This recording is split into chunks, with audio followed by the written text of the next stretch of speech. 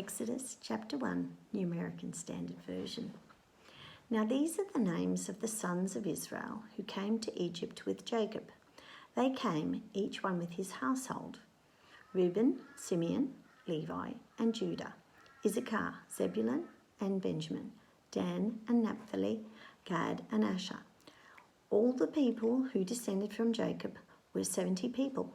But Joseph was already in Egypt, and Joseph died, and all his brothers and all that generation.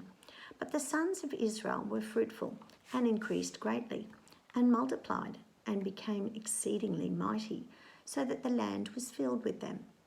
Now a new king arose over Egypt, who did not know Joseph, and he said to his people, "Behold, the peoples of the sons of Israel are too many and too mighty for us. Come, let us deal shrewdly with them, otherwise they will multiply, and in the event of a war, they will also join those who hate us and fight against us, and depart from the land." So they appointed taskmasters over them to oppress them with hard labour, and they built for Pharaoh storage cities, Pithom and Ramesses. But the more they oppressed them, the more they multiplied, and the more they spread out, so that they dreaded the sons of Israel.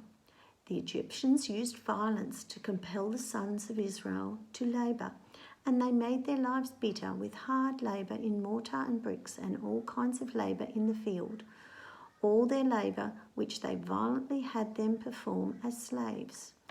Then the king of Egypt spoke to the Hebrew midwives, one of whom was named Shiphrah, and the other was named Puah. And he said, "When you are helping the Hebrew women to give birth, and see them upon the birth stool, if it is a son, then you shall put him to death. But if it is a daughter, then she shall live."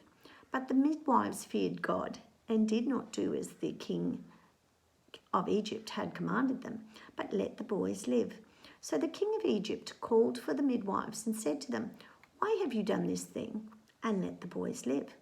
The midwives said to Pharaoh, "Because the Hebrew women are not like the Egyptian women, for they are vigorous and give birth before the midwife can even get to them." So God was good to the midwives, and the people multiplied and became very mighty. And because the midwives feared God, he established households for them. Then Pharaoh commanded all his people, saying, "Every son who is born you are to throw into the Nile, but every daughter you are to keep alive."